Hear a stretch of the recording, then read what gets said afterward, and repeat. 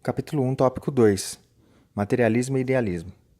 A filosofia estuda as questões mais gerais da concepção do mundo. A filosofia materialista parte do reconhecimento do fato de que existe a natureza, as estrelas, o sol, a terra, como suas montanhas e planícies, como os mares e as florestas, como os animais, com os homens, e não pode haver nenhum fenômeno sobrenatural.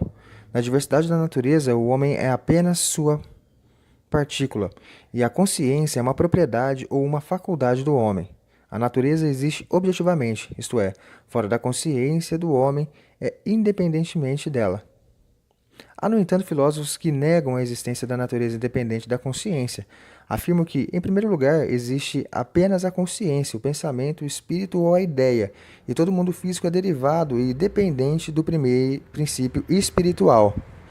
A questão das relações entre a consciência humana e o ser material é a questão fundamental de qualquer filosofia, inclusive da filosofia moderna, que é o primário, a natureza ou o pensamento? Interrogação. De acordo com a resposta que dão a essa questão, os filósofos dividem-se em dois grandes grupos. Aqueles que consideram como primário o princípio material, a natureza, e encaram o pensamento, o espírito, como propriedade da matéria, pertencem ao campo do materialismo. Os que afirmam que o pensamento, o espírito ou a ideia existem antes da natureza, que esta, de um modo ou de outro, é criada pelo princípio espiritual e dele depende, constituem o campo do idealismo. As expressões idealismo e materialismo, no sentido filosófico, não significam mais do que isso. Há muito tempo vem sendo travada uma luta aguda e incessante entre os partidários das concepções materialistas e idealistas sobre o mundo. Toda a história da filosofia representa um quadro de luta entre os dois campos, entre os dois partidos na filosofia, o materialismo e o idealismo. Materialismo espontâneo. Os homens, em sua atividade prática, não duvidam do que os objetos e fenômenos da natureza que os circundam existem independentemente deles, de sua consciência. Isso significa que eles, espontaneamente, se colocam na posição de materialismo. O materialismo espontâneo de qualquer pessoa sadia que não vive no hospício ou que, na ciência, não comunga com os filósofos idealistas, escreveu Lenin, consiste em que as coisas, o meio ambiente, o mundo existente, independentemente da nossa sensação, de nossa consciência, de nosso eu e do homem em geral. Não se pode viver das próprias ideias e conceitos. Alimenta-se com as próprias sensações, com os produtos da própria imaginação. Na prática, todas as pessoas sabem disso perfeitamente, inclusive os filósofos que criam doutrinas idealistas, nas quais a existência das coisas materiais é derivada das sensações, dos conceitos, das ideias. Mais de uma vez, eles devem reconhecer que vivem contrariando sua filosofia e que, se no mundo não existissem realmente coisas materiais, os homens morreriam de fome. O ponto de vista do materialismo espontâneo, inconsciente, é a própria maioria esmagadora dos sábios naturalistas. Comumente, ele não penetra nas questões filosóficas, mas segue espontaneamente a lógica do material científico com que trabalham. A natureza que investigam revela-lhe a cada passo a materialidade dos fenômenos estudados. Quer o materialista investigue os corpos celestes ou as moléculas e os átomos, os fenômenos da eletricidade e do magnetismo ou o mundo dos vegetais e dos animais, sempre é levado a tratar com processos objetivos, com corpos materiais e suas propriedades, com as leis da natureza que existem independentemente da consciência do homem. Nas condições da sociedade burguesa, somente os sábios mais audazes e consequentes declaram-se abertamente partidários do materialismo filosófico. A maioria, no entanto, encontra-se sob uma pressão tão forte da ideologia burguesa ocidental, da doutrina da igreja e da filosofia idealista, bem como da situação geral da sociedade burguesa, que não se decide a colocar-se abertamente das posições do materialismo, vacila e frequentemente faz declarações e manifesta reservas de caráter idealista. Contudo, em seus trabalhos científicos sobre a natureza, por força do próprio caráter do objeto de suas investigações, estes sábios desenvolvem no fundamental pontos de vista materialistas. Assim, por exemplo, Thomas Huxley, naturalista inglês da segunda metade do século XIX, não se considerava materialista. Entretanto, nas investigações sobre zoologia, anatomia comparada, antropologia e teoria evolucionista, defendia opiniões materialistas e dizia que o idealismo filosófico não levava a nada, a não ser a confusão e a ignorância. Engels denominava os naturalistas desse tipo materialistas envergonhados. E Lenin dizia que as escusas antimaterialistas de Huxley eram apenas folhas de parreira que ocultavam seu materialismo científico espontâneo. Os naturalistas contemporâneos, ao tentarem compreender filosoficamente suas descobertas científicas, chegavam frequentemente a conclusões idealistas. Todavia, enquanto eles se mantêm no campo das ciências naturais, enquanto atuam praticamente nas laboratórios, nas fábricas, nos campos experimentais, enquanto não se ocupam de reflexões filosóficas e sim dos objetos da natureza que estudam, conduzem-se como materialistas espontâneos. Um dos maiores físicos do nosso tempo, Albert Einstein, achou-se sob a influência da filosofia idealista em algumas de suas reflexões filosóficas, mas, no terreno da ciência, foi o autor da teoria da relatividade, materialista quanto ao seu verdadeiro conteúdo. Outro famoso físico, Max Planck, fundador da moderna física dos quanta, também não se considerava materialista. Entretanto, em seus trabalhos sobre física e em seus pronunciamentos filosóficos, defendia a ideia de uma concepção do mundo sadia, que reconhecia a existência da natureza independentemente da consciência do homem. Max Planck lutou contra o idealismo filosófico, de fato, foi materialista.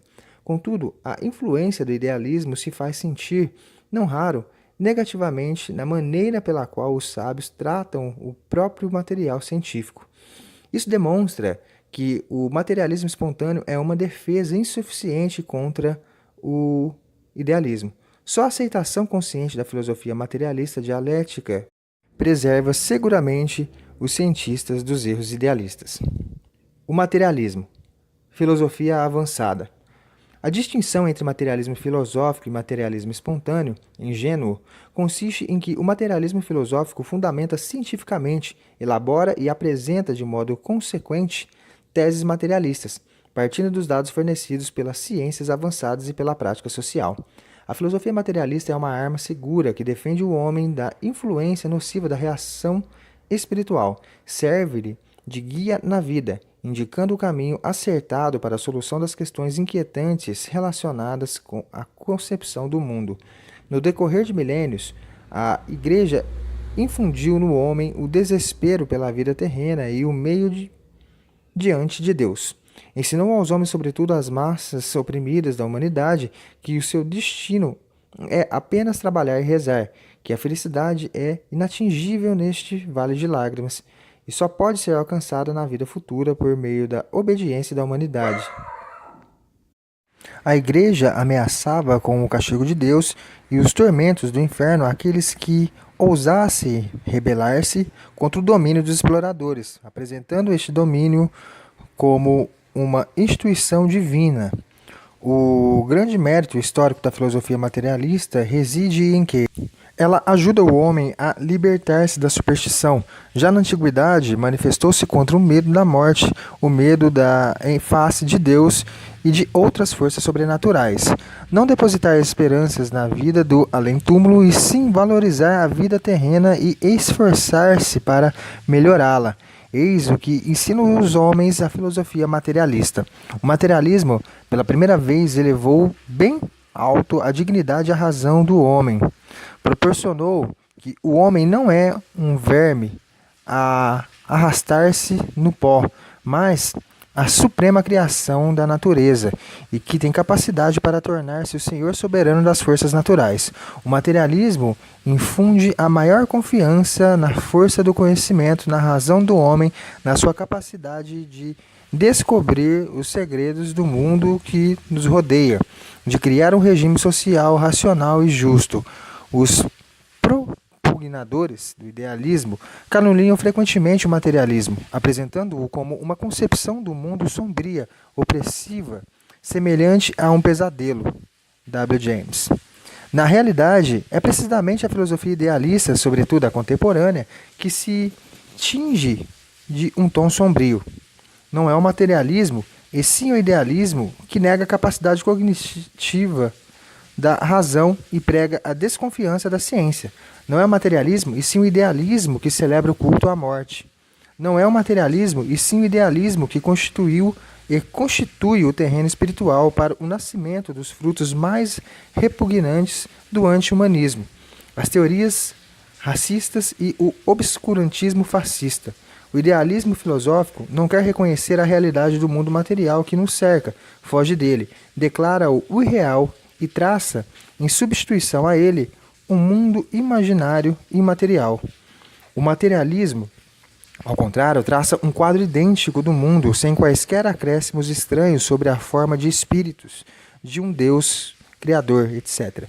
Os materialistas não esperam a ajuda de forças sobrenaturais, acreditam no homem em sua capacidade de transformar o mundo com suas próprias mãos e torná-lo digno de si. Em sua essência mais profunda, o materialismo é uma concepção do mundo otimista, lúcida, que encara a vida de modo positivo, sendo-lhe estranho o pessimismo e a aflição do mundo. Por isso, o materialismo, via de regra, é uma concepção dos grupos e classes sociais avançados. Seus adeptos são pessoas que olham para a frente sem medo, que não se atormentam com dúvidas sobre a justeza de sua causa. Os pregadores do idealismo sempre caluniaram e caluniam o materialismo, afirmando que os valores morais e os ideais elevados são alheios aos materialistas e inerentes apenas aos partidários do idealismo filosófico. Na realidade, o idealismo dialético e histórico de Marx e Engels não nega, mas, ao contrário, aprecia altamente as ideias avançadas, os princípios morais e os ideais elevados. Considera que a luta vitoriosa pelo progresso, por um regime social avançado, não é possível sem as grandes ideias que inspiram os homens à luta, à criação e à audácia. A luta de classe operária, a luta dos comunistas, é uma refutação convincente do grosseiro embuste dos idealistas a respeito da indiferença dos materialistas para com os ideais. Esta luta persegue o ideal mais elevado e nobre que a humanidade já conheceu, o comunismo, e por isso cria uma quantidade incalculável de intrépidos lutadores profundamente fiéis ao elevado ideal comunista. O materialismo dialético e histórico, etapa superior no desenvolvimento do pensamento filosófico. O materialismo contemporâneo é o materialismo dialético e histórico, criado por Marx e Engels. A filosofia de Marx e Engels não nasceu do vazio, constitui o resultado de um longo desenvolvimento do pensamento filosófico. O materialismo surgiu há cerca de 2,5 milênios na China, na Índia e na Grécia. O pensamento filosófico materialista nesses países estava estreitamente relacionado com a experiência cotidiana dos homens, com o conhecimento rudimentar na natureza. Mas como naquela época a ciência apenas nascia, as representações dos filósofos materialistas antigos sobre o mundo, embora contivessem muitas conjecturas geniais, não possuíam um fundamento científico sólido e ainda eram ingênuas. O materialismo dos séculos 17 e 18 eram muito mais maduros. Os êxitos das ciências naturais e das técnicas impulsionaram o pensamento filosófico. Simultaneamente, a filosofia materialista favoreceu o estudo da natureza. Assim, por exemplo, a doutrina de Francis Bacon, materialista inglês do começo do século XVII, sobre a origem empírica do conhecimento e a sua ideia de que o conhecimento representa força, constituíram um poderoso estímulo para o desenvolvimento das ciências naturais. No século XVII e XVIII, alcançaram maior aperfeiçoamento a matemática e a mecânica dos corpos terrestres e celestes. Isso imprimiu uma marca nas generalizações filosóficas dos materialistas daquela época, inclusive na sua compreensão da matéria e do movimento. Desempenharam imenso papel no desenvolvimento da nova forma de materialismo, a física do filósofo francês René Descartes, que foi materialista em sua doutrina sobre a natureza, a teoria mecânica sobre o homem, do materialista inglês Thomas Hobbes, século XVII, e particularmente a mecânica do sábio inglês Newton. Os filósofos materialistas encaravam todos os fenômenos da natureza e da vida social do ponto de vista mecânico e esperavam explicá-los com a ajuda de suas leis. Seu materialismo, por essa razão, foi denominado de materialismo mecanicista. No século XVIII, J. Toland e J. Presley, representa no inglês, na Inglaterra, J. La Mettrie, Diderot, na França, entre outros. Os aspectos positivos do materialismo do século XVII e XVIII era a sua estreita ligação com as ciências da natureza. Ao lado disso, ele possuía falhas. Engels indica 3 limitações principais desse materialismo. Em primeiro lugar, o mecanicismo. A mecânica, que era a ciência modelo para os filósofos materialistas daquela época, limitava seu horizonte. Tentavam reduzir todos os processos e aspectos do movimento ao movimento mecânico. Não compreendiam as particularidades da natureza orgânica, nem os aspectos e leis singulares da vida social. A segunda limitação desses materialistas era a incapacidade de compreender e explicar o desenvolvimento da natureza, mesmo quando notavam os fenômenos do desenvolvimento. Os materialistas do século XVII e XVIII encaravam a natureza em conjunto como imutável e consideravam que ela realizava eternamente o mesmo ciclo. Essa concepção sobre a natureza denomina-se metafísica. Consequentemente, o materialismo mecanicista era metafísico. Finalmente, os materialistas desse período, como em geral todos os materialistas antes de Marx, não sabiam entender o materialismo à compreensão da vida social. Não viam o fundamento material da vida social e ensinavam que a passagem da sociedade de formas menos aperfeiçoadas para formas mais aperfeiçoadas é provocada pelo progresso nos conhecimentos, pela mudança das opiniões e ideias que dominam na sociedade. Tal explicação, no entanto, é idealista. Além disso, os materialistas pré-marxistas não compreendiam a significação da atividade revolucionária, crítica e prática das classes e das massas na transformação da realidade, na modificação da vida social. Propugnavam a necessidade da substituição da ordem feudal pela burguesa e, ao mesmo tempo, repudiavam a luta das massas pelo novo regime, temiam-na. Nisto se manifesta sua limitação de classe burguesa.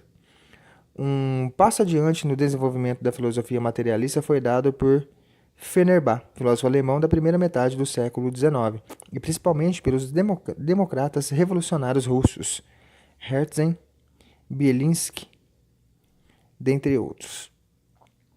Em certa medida, Feuerbach superou a limitação mecanicista dos materialistas do século XVIII, mas compartilhou de outras de suas falhas. Sua filosofia era desligada da prática política social.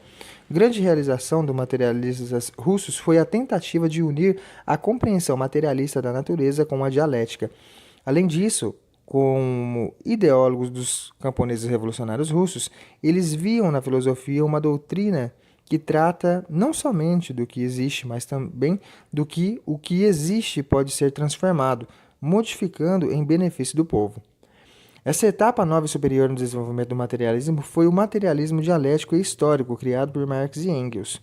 Grandes mestres e guias da classe mais avançada e revolucionária da sociedade contemporânea, o proletariado, eles realizaram uma verdadeira reviravolta revolucionária na filosofia, alcançando o cume dos conhecimentos sobre a sociedade e as ciências naturais de sua época, tendo assimilado e reelaborado de modo criador tudo o que havia de valioso no desenvolvimento anterior do pensamento filosófico. Marx e Engels criaram uma nova forma de materialismo, isenta dos defeitos da filosofia materialista precedente, o materialismo dialético e histórico. Na doutrina filosófica marxista, o materialismo se apresentava em unidade orgânica com a dialética. Ao lado disso, ele se apoiava no mais alto nível da ciência, nas novas descobertas da ciência natural, entre as quais possuíam particular significado a lei da conservação e transformação da energia, a descoberta da célula e a teoria da origem das espécies de Darwin. As conquistas das ciências naturais forneceram um sério desenvolvimento científico, a ideia de desenvolvimento e a ideia da unidade e da conexão universal dos fenômenos da natureza. Marx e Engels substituíram a concepção unilateral e mecânica da natureza e do homem pela doutrina sobre o desenvolvimento, que abrange todas as esferas da realidade e, ao mesmo tempo, toma em consideração a originalidade de cada uma dessas esferas, a natureza inorgânica, o mundo orgânico, a vida social e a consciência dos homens. Marx e Engels, pela primeira vez, entenderam o materialismo à compreensão da vida social e descobriram as formas motrizes materiais e as leis do desenvolvimento social, transformando assim a história da sociedade em ciência.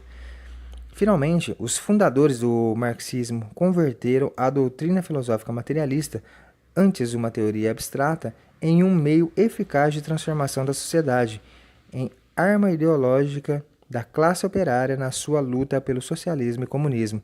A doutrina filosófica criada por Marx e Engels obteve a mais ampla aceitação entre os trabalhadores de todos os países do mundo. É uma verdadeira filosofia de massas.